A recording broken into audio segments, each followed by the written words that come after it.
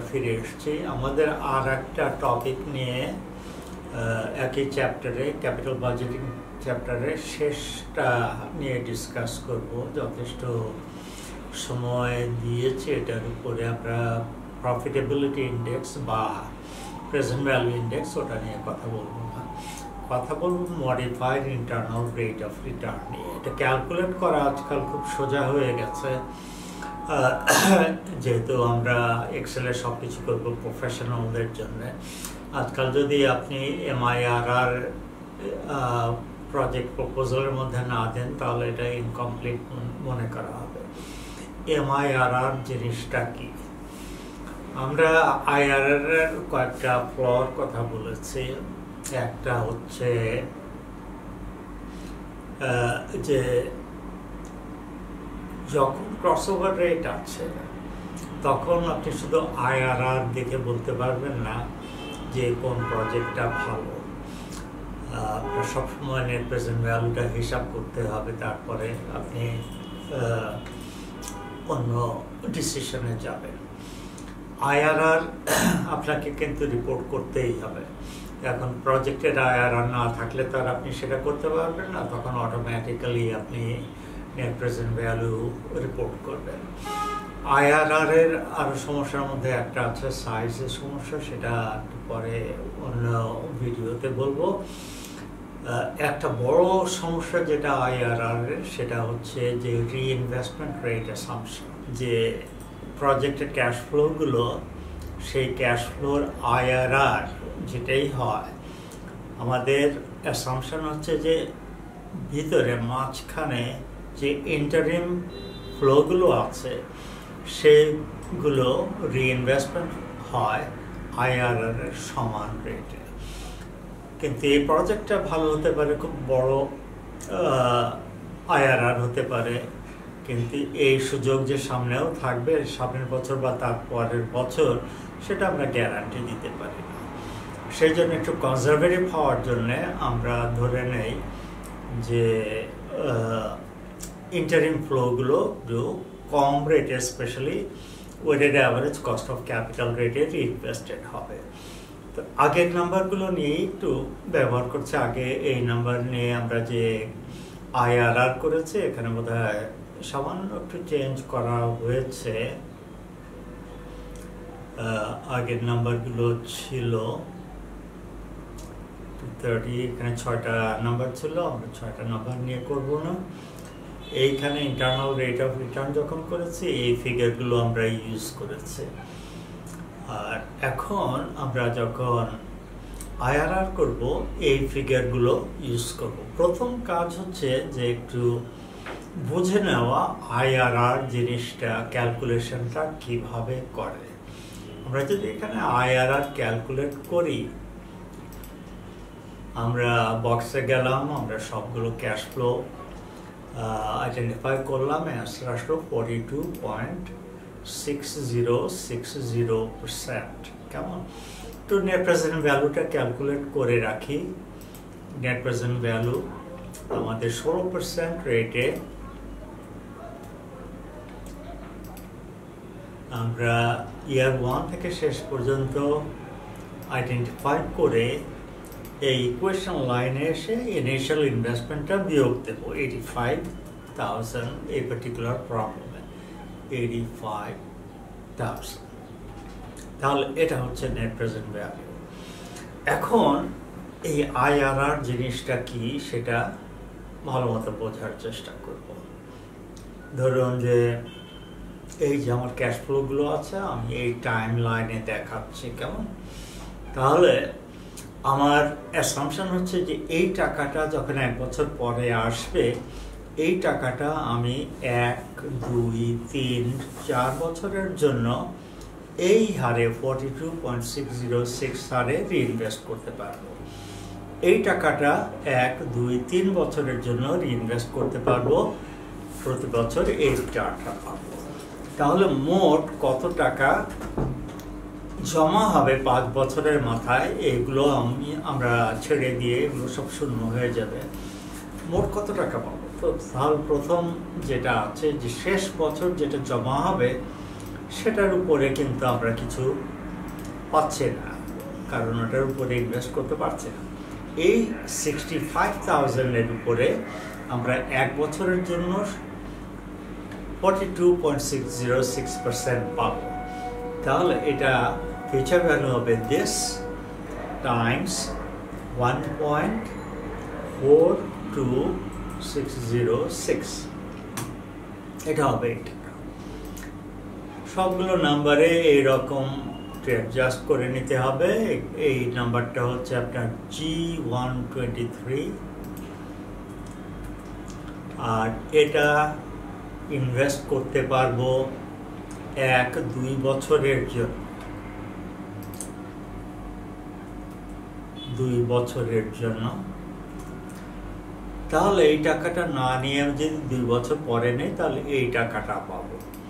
এইটা হবে আপনার, এই ফিগারটা F124, আর এইটা আমরা পাচ্ছি 3 বছরের জন্য 1, 2, 3। একটা কিছু ভুল হয়েছে এখানে, F123 হবে 1, 2, 3। এটা হবে আপনার এই ফিগারটার উপর, তাই না? এটা 70, এটা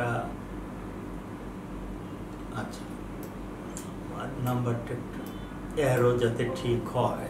ওকে, এই 70,000টা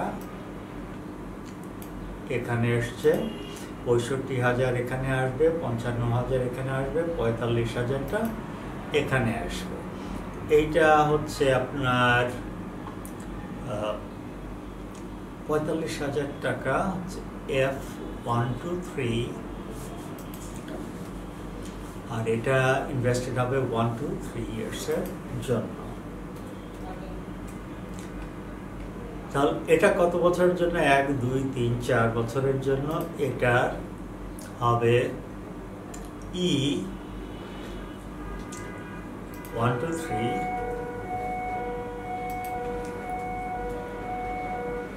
এবং এটা হবে 4 বছরের জন্য। এখন তাহলে আমি এই টাকাগুলো কোনো কিছুই নেইনি, আমি জাস্ট রিইনভেস্ট করেছি 42.606 দিয়ে। আমি যদি এখন যোগ করি, এই টাকাটা আমার আসার কথা। ফলে এই ক্যাশ ফ্লো প্যাটার্নটাকে আমি চেঞ্জ করে দিয়েছি। আমি এখানে পাবো -85,000, এটা আসলে এক্সপেন্স আউটফ্লো, আর সবগুলো 0 এখানে। আর 5 বছর মাথায় সব মিলে এই টাকাটা আসবে। তাহলে রেট কত? আমরা যদি প্রেজেন্ট ভ্যালু ফিউচার ভ্যালু দিয়ে করি, তাহলে আমরা এই ফাংশনটা ইউজ করতে পারি। আমাদের 5 বছর প্রেজেন্ট ভ্যালু -85,000, আর ফিউচার ভ্যালু হচ্ছে 585,098। এখানে আপনি দেখতে পাচ্ছেন যে এখানে 42.6 পেয়েছে, একটা কিছু তো নিশ্চয়ই ভুল আছে, এত হওয়ার কথা না, এক্স্যাক্টলি এটা হবে। তাহলে দেখি কোথায় ভুলটা হয়েছে। এই 70,000, এই 70,000, এইটা H123 65,000 ঠিক আছে। এটা 1 বছরের জন্য ইনভেস্টমেন্ট 1.42606 ঠিক আছে। F, এটা তো F না, এটা G, এটা হবে G। এই নাম্বারটা 2 বছরের জন্য, 2 বছরের জন্য। অলরাইট, এইটা হবে 3 বছরের জন্য। এইটা F, আমি তখন একটু চেঞ্জ করেছিলাম যে জন্য এই প্রবলেমটা হয়েছে। এটা G আছে, ঠিক আছে। F, এটা হবে G, F এর আগে হবে E, E ঠিক আছে, এটা ঠিক আছে। সাম ঠিক আছে। এটা যখন করেছি তখন 508 হবে 508,442। এখন দেখেন যে এই নাম্বার আর এই নাম্বার রাউন্ড অফ ছাড়া মোটামুটি একই ফিগার হয়েছে। তাহলে আমরা রেটটা এইভাবে বের করতে পারি। আর যদি ইচ্ছা করি তখন ক্যাশ ফ্লো দিয়েও বের করতে পারি, যেটা হবে ইকুয়াল টু আইআরআর। এই আইআর আসলে যেহেতু আমরা বিল্ড ইন করেছি যে ইন্টারমিডিয়েট ফ্লোগুলো নেব না, সেহেতু এটা মডিফাইড আইআরআর এর সমতুল্য। কিন্তু এমআইআরআর বলতে গেলে আপনার রিইনভেস্টমেন্ট রেটটা বলে দিতে হবে। এখানে যদি আমি আইআরআরটা করতে চাই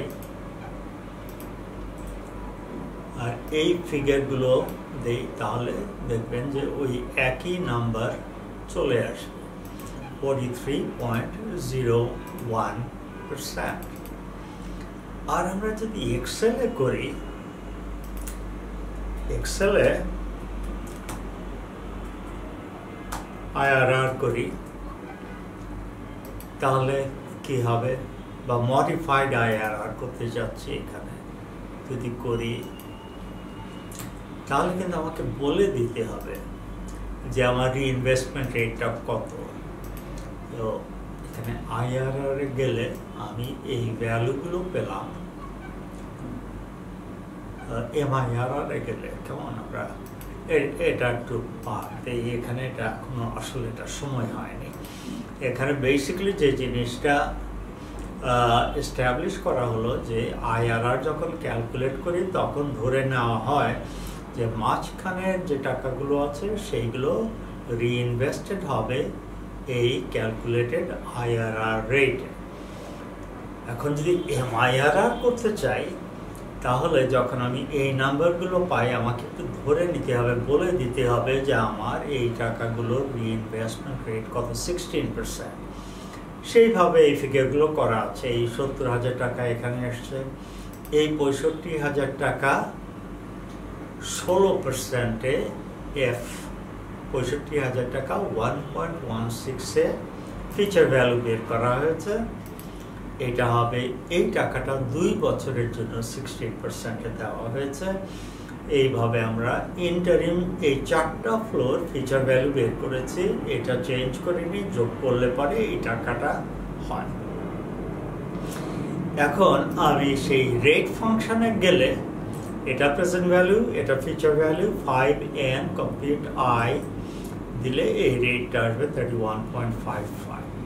আর এই এমআইআরআরটা বের করতে গেলে কিভাবে করব, আমি এখান থেকে এমআইআরআর ফাংশনটা যদি নেই, আমাকে এই ভ্যালুগুলো দিলে যা আসবে বলবে ফাইন্যান্সিং রেট আপনার এটা 16%, এটাও 16%।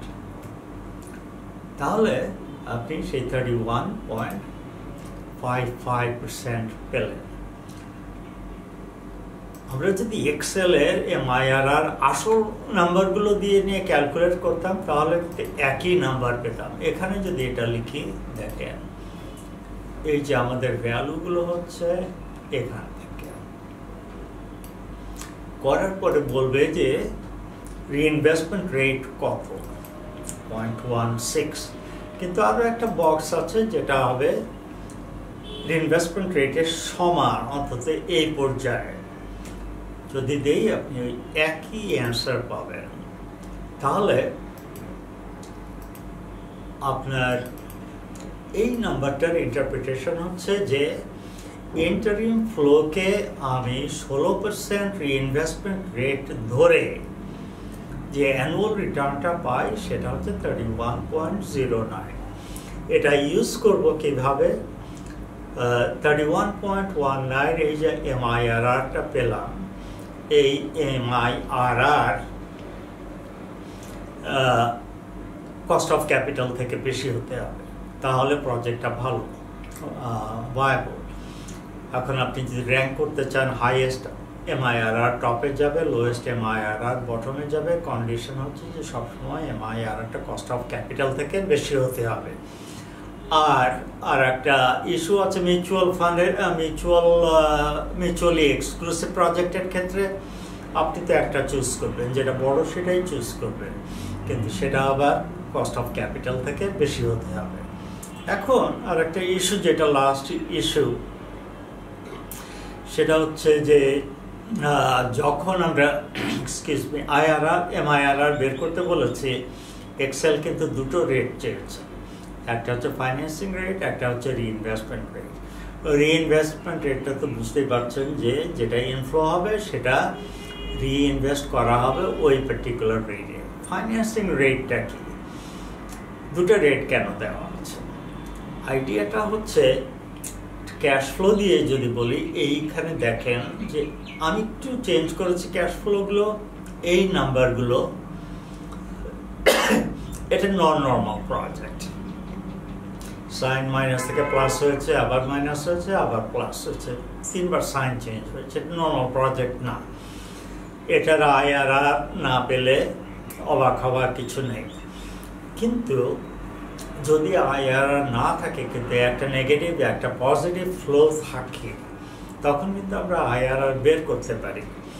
সেইটার পথ হচ্ছে এই এমআইআরআর এর থ্রুতে। আইআরআর নাও থাকতে পারে, কিন্তু এমআইআরআর থাকবে, ওটা আইআরআর, কিন্তু ওটাই থাকবে প্রথমে নেগেটিভ আর শেষে একটা পজিটিভ, মাঝখানে কিছু নেই। ফলে আপনি একটাই সাইন চেঞ্জ পাবেন। তো এমআইআরআরে আপনার অ্যাসাম্পশনটা হচ্ছে আপনাকে এইরকম একটা রেট বের করতে হবে, আগে যেরকম করেছিলাম, যে আপনি ফিউচার ভ্যালু অফ ইনফ্লোজ এখানে লেখেন আর এখানে দেন আউটফ্লোজ। একটু চেঞ্জ যেটা হবে যে এই ফিউচার ভ্যালু অফ ইনফ্লোজ আপনি করবেন, কিন্তু আপনার একাধিক আউটফ্লো আছে, আপনাকে প্রেজেন্ট ভ্যালু অফ আউটফ্লো করতে হবে, করে এই রকম একটা রেট বের করতে হবে যাতে ফিউচার ভ্যালু অফ ইনফ্লোজ ডিসকাউন্ট করলে প্রেজেন্ট ভ্যালু অফ আউটফ্লোজ এর সমান হয়। প্রসেস অনুযায়ী দেখেন তাহলে কি করতে হয়। যখন এই রকম নন নর্মাল ফ্লো থাকে, আমি আউটফ্লোগুলো আলাদা কলামে দেব, ইনফ্লোগুলো আলাদা কলামে দেব। এখন ইনফ্লোর ফিউচার ভ্যালু আমি তো বের করতে পারি, প্রত্যেকটা নাম্বার আলাদাভাবে নিয়ে আমি টোটাল ফিউচার ভ্যালু বের করতে পারি। সেটা কিভাবে হয়? তাহলে এই টাকাটার ফিউচার ভ্যালু কত? এটা ইনভেস্টেড থাকবে 1, 2, 3, 4 বছর। 25,000 টাকা বেড়ে আপনার 50,000 টাকা হবে।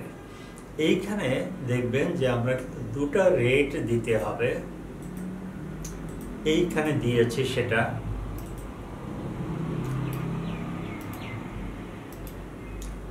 একটু হাইলাইট করার জন্য এটা দিলাম।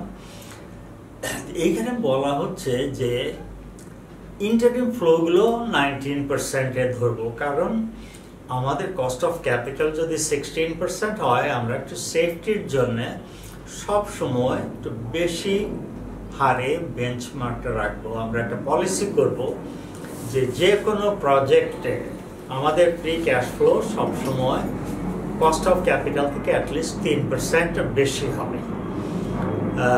তাহলে আমি যখন 16% প্রমিস রিটার্ন প্রমিস করছি যারা আমাদের টাকা দেবে তাদের কাছে, আমি এনশিওর করার চেষ্টা করব যে টাকা যখন ইনভেস্টমেন্ট করা হবে তখন অ্যাটলিস্ট 3% বেশি হবে। তো এখানে হচ্ছে 19%। আমাকে এই ইনফ্লোগুলোর ফিউচার ভ্যালু 19%-এ বের করতে হচ্ছে। তাহলে 25,000-এর ফিউচার ভ্যালু এত, এই টাকাটা ইনভেস্ট হবে 2 বছরের জন্য 19%। কেমন? তো 19%-এ এটা এই পরিমাণ হবে। এটা 1 বছরের জন্য আর এটা 0 বছরের জন্য। এটার যোগফল হচ্ছে আপনার 289,418.98। এটা আমি বের করলাম রিইনভেস্টমেন্ট রেট 19% বলে। এখন আমার বের করতে হবে প্রেজেন্ট ভ্যালু অফ আউটফ্লোজ। আমি জানি এই ইনভেস্টমেন্টটা করতে গেলে আমাকে এই টাকাটা এখন রেডি করতে হবে এবং এই টাকাটা 2 বছর পরে রেডি থাকতে হবে। আমি যে কোনো টাকা 16%-এ আনতে পারি। আমি এখনই রেডি থাকবো, আমি জানি 85,000 এখন লাগবে। আর আমি যদি এখন এই টাকাটা তুলে একটা 16% অ্যাকাউন্টে রাখি, তাহলে এই টাকাটা 2 বছর পরে 12,000 টাকা হবে।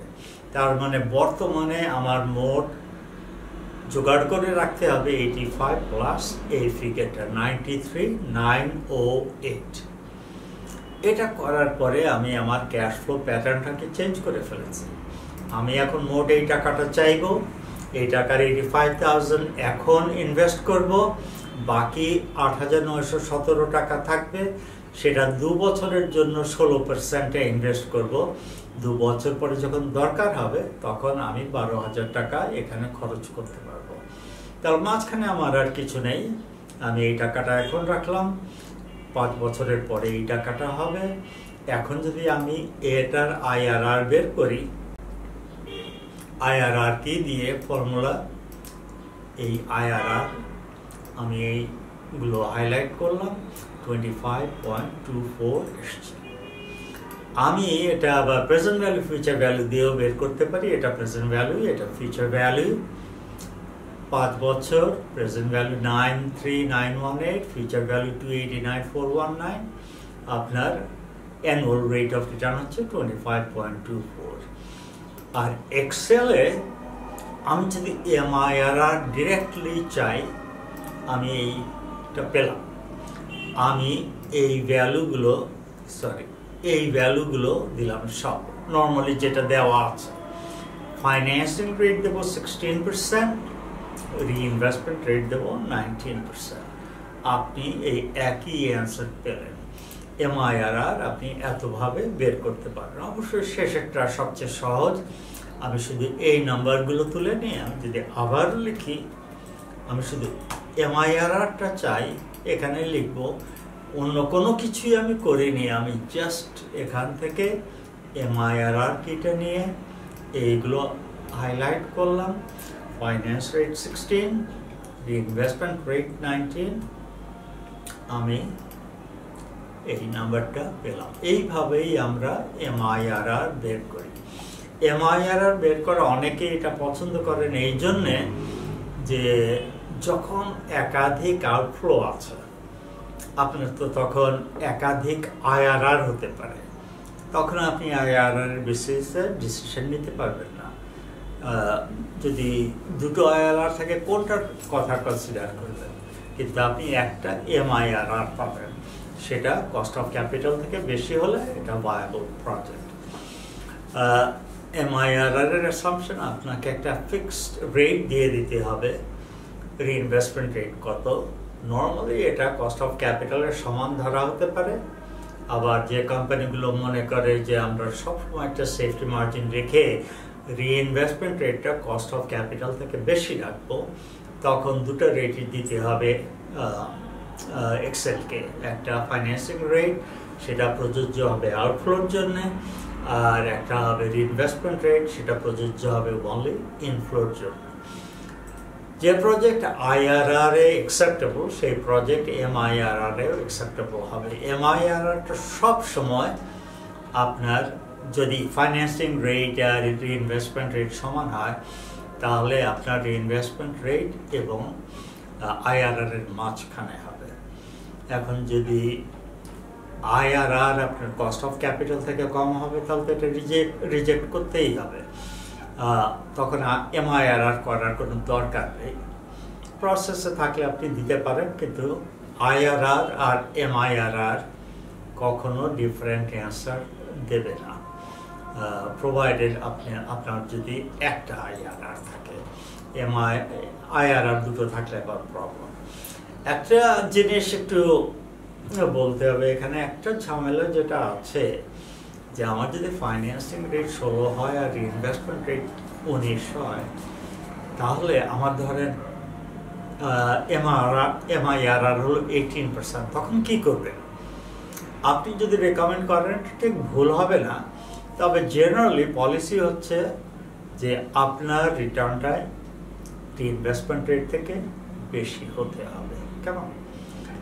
এখানেই এই চ্যাপ্টার ক্যাপিটাল বাজেটিং এর ক্রাইটেরিয়ানগুলো কিভাবে ইউজ করতে হয় সেটা বলা হলো। আমরা 4টা প্রধান ক্রাইটেরিয়ানে কথা বলেছি। পেব্যাক পিরিয়ড, যেটা আসলে ক্রাইটেরিয়ান না, এটা একটা ফিল্টারিং মেকানিজম। আমরা করেছি net present value, IRR, MIRR। In the process আমরা কিন্তু দেখিয়েছি time value adjusted payback period আর MIRR, modified IRR।